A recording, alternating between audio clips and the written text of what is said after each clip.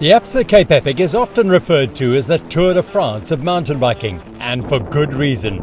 This is the most prestigious off-road stage race in the world, attracting Olympic champions, world champions and national title holders.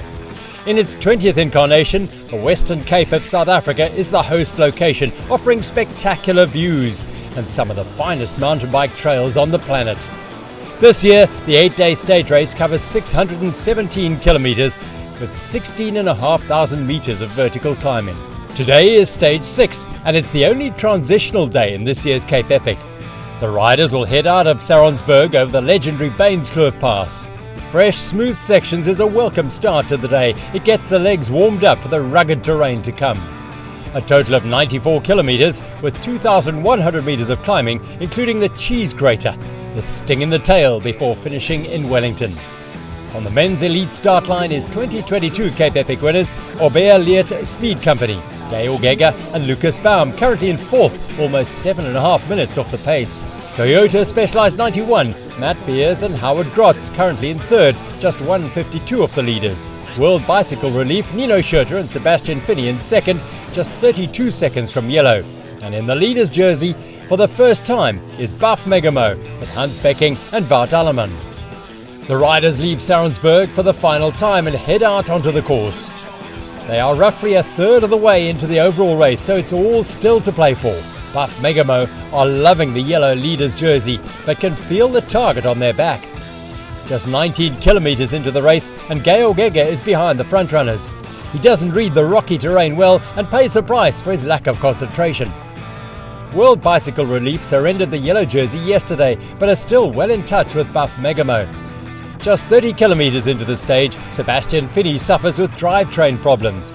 He drops the chain and breaks the chain guard.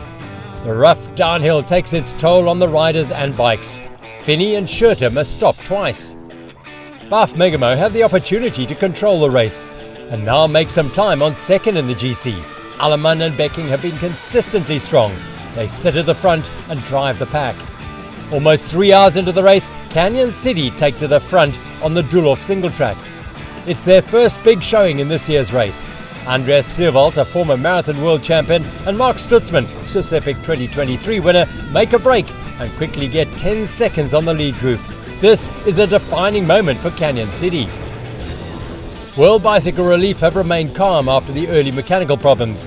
They had a similar day yesterday, having to chase back from very early in the stage. However, with Schurter's experience, they are staying calm and hoping it's the end of their bad luck. By the 75-kilometer mark, Canyon City remain in the lead, but 2022 champions Orbea Leert Speed Company, Gail Gega and Lucas Baum are still in touch with Toyota Specialized 91 and Buff Megamo 16 seconds behind. World Bicycle Relief are now 2:14 behind. It all comes down to the Cheese Grater Trail. Canyon City have the bit between their teeth. Seewald and Stutzman have found their legs. The German-Swiss duo is currently in 6th on the GC, just over 13 minutes off the leaders, but every second counts. The chase group are 3 of the top 5 on the GC, Orbea Leert Speed Company, Toyota Specialized 91, and in yellow, Buff Megamo. It's only 10:30 a.m. and the temperatures are rising. The thermometer is hitting the high 30s and there's nowhere to hide. Canyon City have a clean pass through the Cheese Grater section and power through to the finish unscathed in just over 3 hours and 40 minutes. It's their first podium of the race and it's the top step.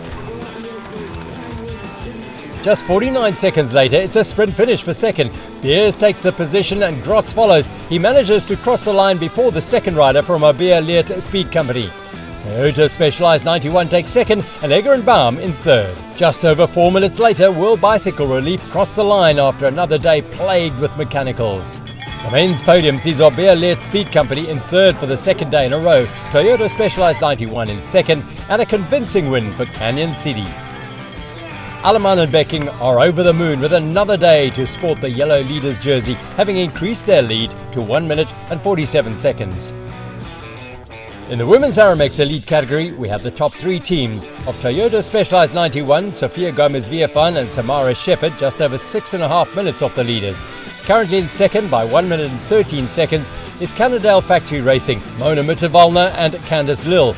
And in the orange leaders jersey in their first Absa Cape Epic is Ghost Factory Racing, Anna Terpstra and Nicole Kohler. The start gun goes and the elite women head out onto the course for what is set to be a hot and dusty African day. Transitional stages are traditionally smoother, flatter and less rough, but today has a combination of all surfaces and gradients. There is no easy stage on the 2024 Absa Cape Epic. Ghost Factory Racing just need to control the pace and not let Cannondale dictate the intensity. Toyota Specialized 91 are keen to get in the mix today after consistently losing time in the general classification. 2023 Cape Epic winner Vera Losser from Efficient Infinity SCB SRAM and new teammate Alexis Skada have battled for the last couple of days, and today is another challenge. Just 20 kilometers into the race at the Waterfall section, they start to be dropped by the top three teams. Cannondale and Toyota Specialized 91 need to put Ghost under pressure if they are going to have a shot at the overall general classification. Cannondale are hoisted by their own petard. Ghost read the race well and sense a weakness in Mitterwalner at the 75 kilometer mark. It's one of the final climbs after the Dulhof water point, and they put the hammer down and make a gap to second and third. Now is the time to take advantage of the weakness and put some time into the GC. They cross the line in just over 4.5 hours. There is a sprint for second, and it goes to Cannondale Factory Racing 1 minute and 16 seconds later, followed by Toyota Specialized 91.